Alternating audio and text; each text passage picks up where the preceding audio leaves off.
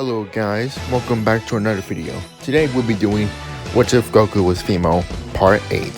Now in the last part, I did make a few changes there. For one, Piccolo has able to learn kaioken as I said in the last part, which is pretty much a useful technique to learn. Because if you don't remember in part 2 or 3, Piccolo does learn the kaioken from notes or beats. But not only that, he also got his potential unlock, and then he fused with Kami, and then he fused with Guru. So, in a way, imagine that. How strong will he be right now? First, let's talk about it quick before starting this order for real. So, Piccolo fusing with Nail, he became stronger than second form Frieza, if not at least part of it. Now, add that if he's with Kaioken, he'll be far above third form Frieza.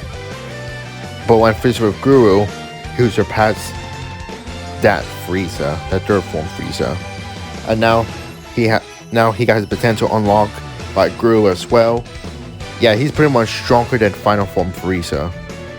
And he's like at least half as strong as full power Frieza. So in a way, Piccolo is the strongest Mannequin, as I said before. Now let's continue this what if. Now, as for normal, Note will still train on Yartrad. As for Raditz and Vegeta, they will still be on Earth. But of course, Vegeta wants to look for Note because, like I said, he's too obsessed that the Super Saiyan form existed and stuff like that. So he's going to space trying to look for her so he could learn the Super Saiyan. As for Raditz, he just chilling on Earth more and more. And of course, this is what gets Raditz thinking too.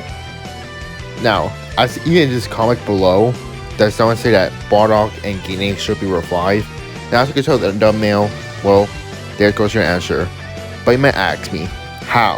How can Bardock and Guinea come back to life? Well, here's the first thing. First, I don't think Earth Dragon Balls could revive Bardock and Guinea. However, the Mannequin and Dragon Balls would, because by now, the Mannequin is already upgraded to Dragon Ball since Guru died.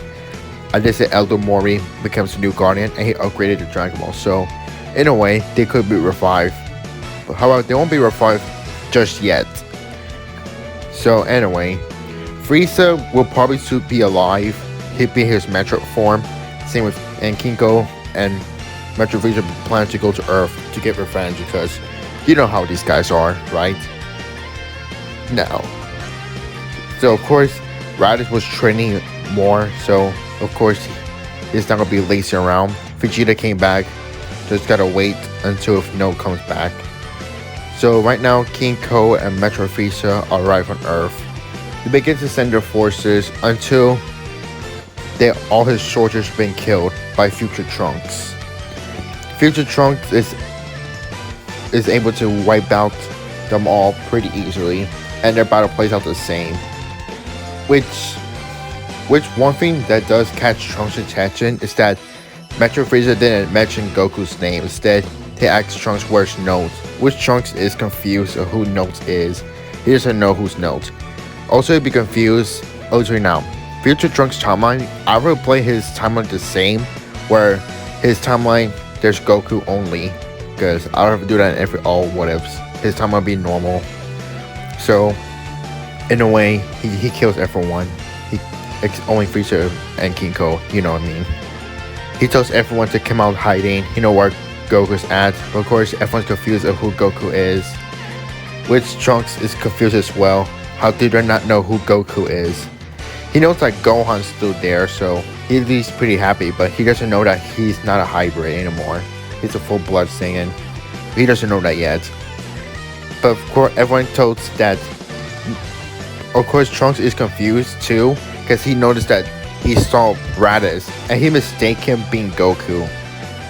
Which Raditz felt a little bit insulted by that, but after Trunks put pieces together, he put two together, he realized like he's in a different alternative timeline, which he had to explain his identity now, since this timeline is completely different. So he hope he doesn't be erased from existence when he explains identity, because he doesn't know how timeline works. So he tells everyone who he is, where he's from, and what will happen in 3 years, which everyone is shocked that Trunks is actually the son of Vegeta, which Vegeta is also shocked to hear this too, because you know he's right there.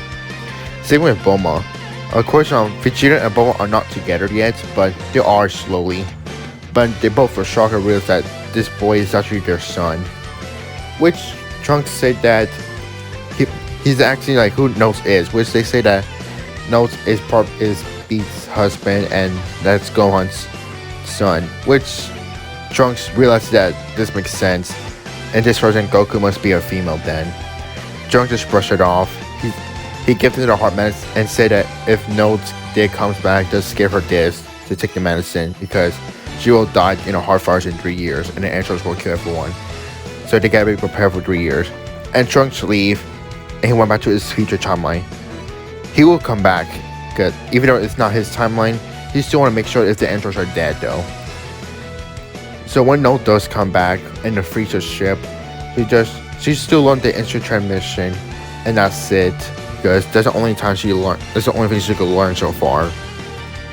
So right now, everyone gets ready to train against the androids. Rather than seeing her sister getting Super Saiyan, he wants her to train with him.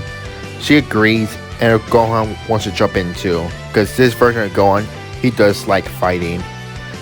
And same with Beat, because Beat wants also want a Super Saiyan. So in a way, we're gonna have a Saiyan bargain sale, a Super Saiyan bargain sale, should I say?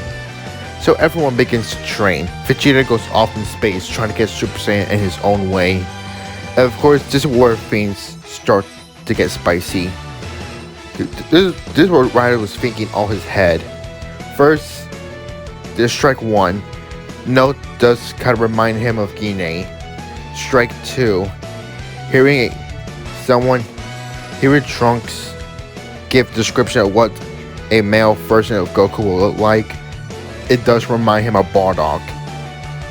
And lastly, seeing Note as a Super Saiyan, that one day will defeat Frieza. And this Strike 3, it just makes Raditz to snap, and he finally make a conclusion that he wants to revive their parents. Of course, Note does know her parents, but when she's a child though. But that's the only thing, she only knows what they look like, and that's it. Which Raditz said that they're gonna plan to revive them with the Mannequin and Dragon Balls. Note doesn't sure how they could find them, but she said she'll try, and she'll let Raditz know that he will bring them. Raditz thanked her. As a few days of training left, Note decides they're gonna revive their parents, so she'll fly to the lookout. Kami's still alive, so that's the start. Kami say hello, tell me what Note's doing. Note said that she's going to go visit the Namek for a little while. Kami's confused by this, but before he can say anything, Note concentrates on the energy, trying to sense any energy that represents Piccolo. After for a while, she finds this energy and teleports away, finding new Namek. The mannequins greet Note, thanking her for saving the planet. Well, at least them actually. She said no worries, and they accidentally remind that they use Dragon Balls. Of course, Grand Marnie obviously accepts this, because after all, she don't want to save their people, everyone. So all the mannequins went to grab the Dragon Balls, and they got it pretty much fast. Barugu was summoned. So this wish might take 3 wishes, if not 2. So here's why. So for the first wish, Note used the Dragon Balls to revive their souls because they would have been there for a long time. So yeah. The second wish is to at least bring them back to life. And as for the third wish, they want to take them teleport to Namek so they don't have to die in space. Because if she revives them right away, they're gonna die in space. They'll be floating in space and die again. So it's a good thing to do that. Bring their souls back, revive them, and then teleport them to Namek so they don't have to suffocate in space. Guinea and Bardock are confused of where they are, but when they spotted Note, they begin to cheer up. Except for Bardock. Bardock is just shocked. Guinea runs to her daughter, hugging her, having a nice family reunion. Bardock is confused, which Note explains everything about her story, which they both are shocked and proud. But not only that, but they're also surprised that Raditz is still alive too. Of course, Vegeta is also alive as well, which they heard about from Note. Which Note said that she want to take them to Raditz because Raditz would be astonished to see them too. Which Bardock asked one question: is Frieza dead? Which Note says Frieza is dead, but which Bardock is relieved to hear that and he's proud. So they teleport back to Earth, and just like Note expect, Raditz is astonished and happy. And again had the family reunion. But not only that, they also introduced to Gohan, their full-blooded son, which Bardock is also shocked too. Not only are his two children are alive, but they also have family too. Well, except Raditz, he doesn't have a family yet, because he's not a family man yet. Of course, someone did suggest another thing in the comic, but I will show that person review in the next episode. So anyway, I think this is long enough. We have a family reunion, everyone gets to know each other, and now everyone's training. Of course, Bardock will train. As for Guinea, she won't train at all because she look like the type of person that won't train. So I will see her just stay in Note's house, just be the one who cooking, be the house person she was, and she'll be the mother. Well, yeah, the next episode will be the Android Saga, because we just finished up training and everyone get ready to see the androids. And that's where we leave this part right now. Hope you enjoy. Peace.